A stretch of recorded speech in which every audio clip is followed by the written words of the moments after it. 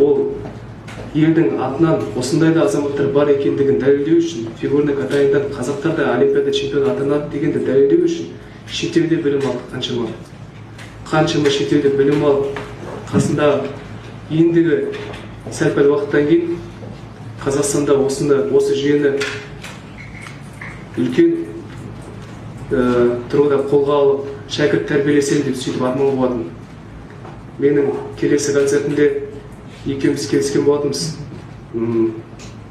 Пекинде немесе басқа да бір мемлекетте үлкен стадионда концерт беріп, сол кезде SOS Денис екеуміздің таңдауымыз болып шығады олимпиадада. Сонда мен концертінде орындаймыз деп армандап жүрген болатынбыз.